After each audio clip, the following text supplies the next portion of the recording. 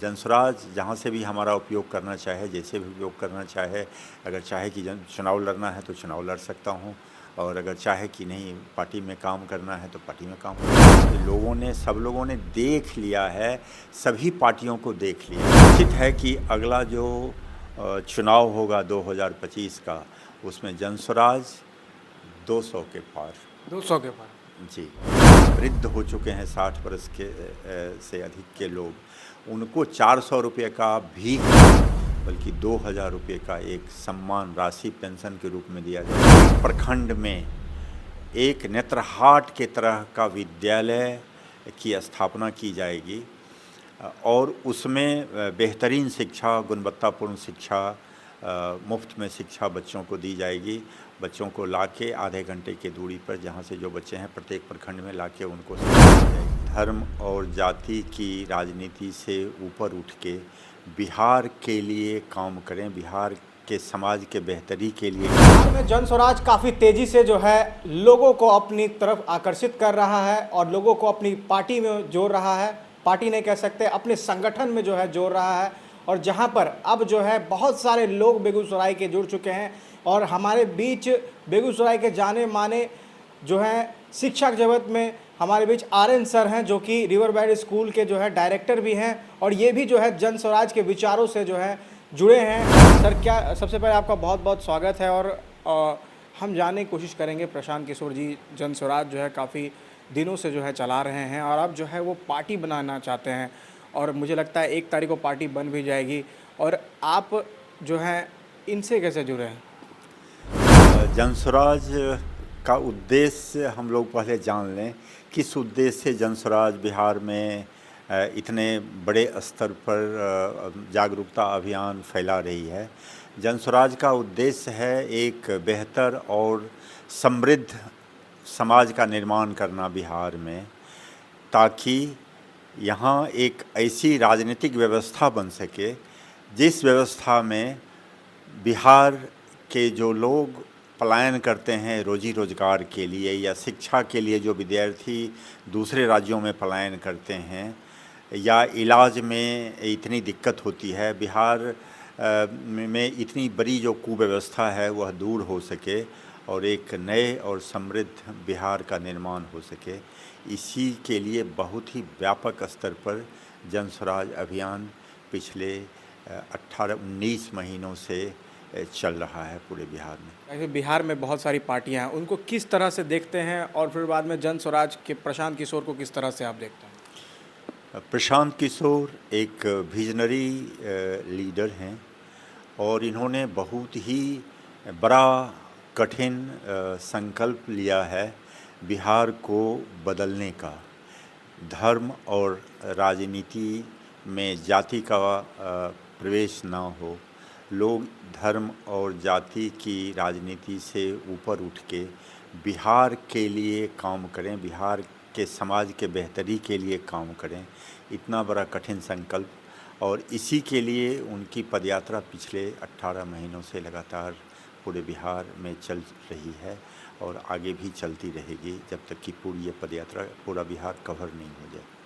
आप शिक्षा जगत से हैं और राजनीतिक भी जो है भागीदारी आप दे रहे हैं। क्या 2025 कोई उद्देश्य वगैरह है या फिर पार्टी के साथ जुड़ के संगठन को मजबूत करने का?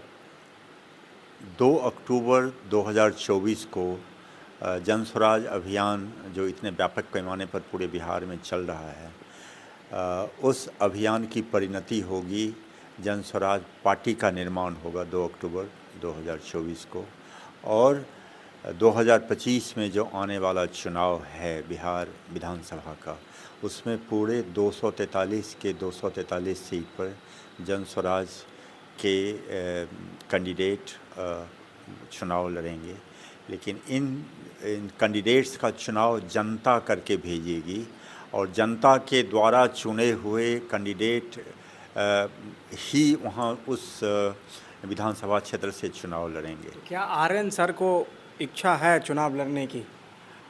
यह तो यहाँ की जनता तय करेगी, क्योंकि जनता के हाथ में यह निर्णय दे दिया गया है प्रशांत किशोर जी की ओर से इसमें कोई व्यक्ति किसी का चुनाव नहीं करेगा, एक सिस्टम बनाया गया है। उस सिस्टम के तहत यहाँ की जनता या जो संस्थापक सदस्य जो बने हुए हैं या बन रहे हैं, वो चुनाव करेंगे कि उनका प्रतिनिधि कौन होगा। इच्छा रखते हैं आप? जनस्वराज हमारा उपयोग जहाँ करना चाहे, जैसे करना चाहे। जनस्वराज अभियान है जिसमें बिहार के बदलाव के लिए हम लोग काम कर रहे हैं। सभी लोग, जितने भी बहुत सारे और प्रबुद्ध लोग हैं जुड़े हुए जनस्वराज से। आईएएस की पूरी लॉबी है जो रिटायर कर चुके हैं अवकाश प्राप्त, आईपीएस की लॉबी है, प्रोफेसर्स की लॉबी है, एडवोकेट्स की लॉबी है, शिक्षा जगत से जितने लोग जुड़े हुए हैं उनकी लॉबी है। सब लोग मिल के काम कर रहे हैं और साथ साथ जो बिहार से बाहर बिहार के लोग रहते हैं उन लोगों की भी बहुत व्यापक पैमाने पे भागीदारी है जनस्वराज अभियान के साथ।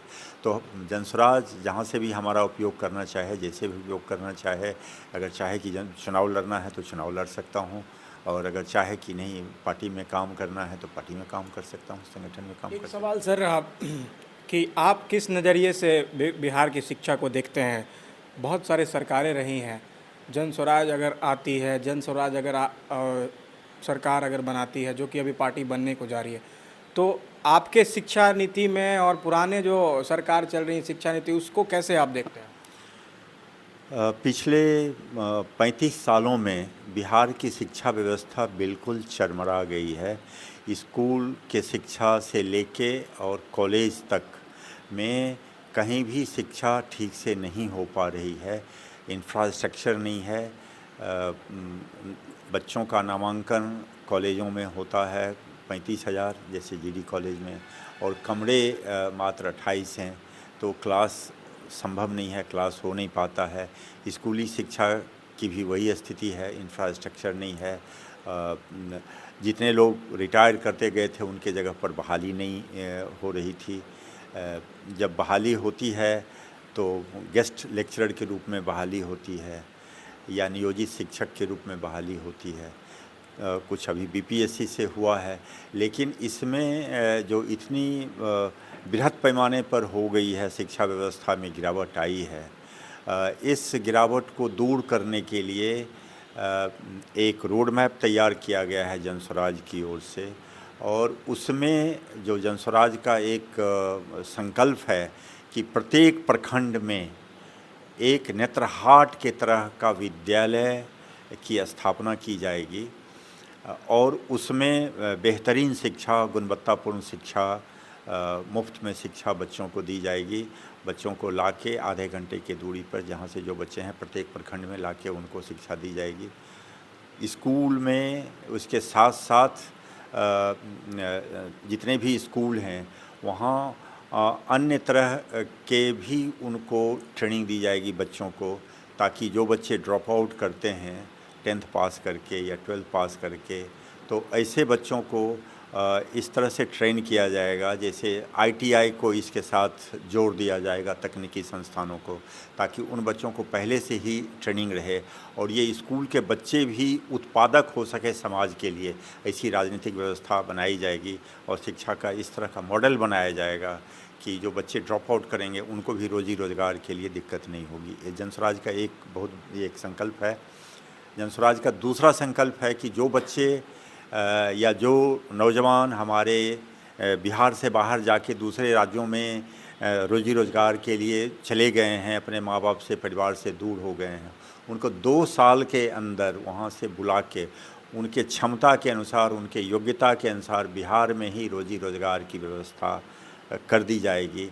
इतनी आमदनी उनकी हो जाएगी, 10 से 15 हज़ार या 20 हज़ार जैसी इनकी क्षमता है, कम से कम इतनी तो हो ही जाएगी कि बढ़िया से अपने परिवार के साथ रह के अपने परिवार का भरण पोषण कर सकें। ये जनस्वराज का एक पहला संकल्प यही है। दूसरा संकल्प शिक्षा का है। तीसरा संकल्प है कि जितने भी वृद्ध हो चुके हैं 60 वर्ष के से अधिक के लोग, उनको 400 रुपये का भीख नहीं बल्कि 2,000 रुपये का एक सम्मान राशि पेंशन के रूप में दिया जाएगा, ताकि वो भी अपना जीवन यापन ठीक से कर सकें। जनता इसीलिए तो पदयात्रा हुई। पदयात्रा तो जागरूकता फैलाने के लिए ही हुई है प्रशांत किशोर जी की। मैं भी उनके साथ पदयात्रा में था। 1 महीने तक बेगूसराय के प्रत्येक पंचायत में हर जगह हम लोग गए हैं। तो वहाँ जो स्थिति है, जनता समझ रही है कि उनके इस गरीबी का कारण क्या है, उनके दुर्दशा का क्या कारण है। वो समझ रहे हैं कि जाति और धर्म से ऊपर उठ के, अलग हट के उन्हें अपना नेतृत्व चुनना है। और जनस्वराज से लोग इतने ज़्यादा प्रभावित हैं कि हर कोई चाहता है कि उसके बच्चे को शिक्षा मिले, जनस्वराज आवे, एक वैकल्पिक व्यवस्था बिहार में बने। जनता ने, बिहार के लोगों ने, सब लोगों ने देख लिया है, सभी पार्टियों को देख लिया है। एक वैकल्पिक व्यवस्था के तलाश में लोग हैं, यही फीडबैक हम लोगों को मिला है। और वैकल्पिक व्यवस्था जनस्वराज दे सकती है, उसका ब्लूप्रिंट तैयार हो रहा है, किस तरह की राजनीतिक व्यवस्था बनेगी बिहार में। और जितने भी प्रबुद्ध लोग हैं सब साथ हैं, एकजुट हैं, और जितने भी आम लोग हैं वो भी साथ में हैं। एक सर्वे हुआ था, उस सर्वे में तकरीबन 57% लोगों ने कहा कि नहीं, हमें बिहार को बदलना है, बिहार में वैकल्पिक व्यवस्था, नई व्यवस्था लानी है, ताकि हम लोगों का भी जीवन सरल और सुलभ हो सके, हमारी भी गरीबी दूर हो सके, हमारे लिए भी इलाज की व्यवस्था हो सके, हमारे बच्चे को भी अच्छी शिक्षा मिल सके। तो ये निश्चित है कि अगला जो चुनाव होगा 2025 का, उसमें जनस्वराज 200 के पार, 200 के पार जी, 243 सीट पर जनस्वराज चुनाव लड़ेगी। और 200 के पार का ही टारगेट है जनस्वराज का, उससे कम नहीं। और निश्चित रूप से ये जनस्वराज अचीव करेगा और बिहार को बदलेगा, बिहार को एक नई दिशा देगा, एक नई राजनीतिक व्यवस्था बनेगी, वैकल्पिक व्यवस्था बनेगी। इसमें जो आप परंपरागत तरह के नेता देखते हैं, वो ऐसे नेता नहीं मिलेंगे आपको। यहाँ सारे लोग काम करने वाले हैं, सब लोग, चाहे प्रबुद्ध लोग हों या गांव के लोग हैं, सब लोग चाहते हैं कि बिहार बदले। और बिहार को बदलने के लिए सभी लोग संकल्पित हैं और बिहार बदलेगा। तो देख सकते हैं आर्यन सर ने कहा है कि 200 पार के नारे, हालांकि यहाँ पर अभी पार्टी नहीं बनी है, लेकिन फिर भी इन लोगों का लक्ष्य है कि 200 पार और बिहार को बदलना है, क्योंकि 57% लोगों की इच्छा जो है सर्वे में कहा गई थी, जहाँ पर बिहार को बदलने के लिए क्या प्रशांत किशोर जो है विकल्प बन सकते हैं। और जिस तरह से काफ़ी तेज़ी से आपने डॉक्टर्स का भी इंटरव्यू सुना, जहां पर आपने देखा कि जनस्वराज को वो लोग फॉलो कर रहे हैं। तो हमारे बीच शिक्षा जगत के जाने माने आर्यन सर जो, और इन्होंने कहा कि अगर पार्टी भरोसा करती है या फिर जनस्वराज हम पर भरोसा करती है और उस योग समझती है, तब हम जो है उस योग जो है उनके खड़े उतरेंगे। और अगर चुनाव लड़ना है तो देखा जाएगा, समय आएगा। लेकिन तब तक के लिए आप 2 अक्टूबर का वेट करिए, जहां पर जनस्वराज जो है भव्य रूप से जो है बिहार में सामने आएगा और देखा जाएगा कि आखिर प्रशांत किशोर क्या अलग करते हैं इस पूरे बिहार में।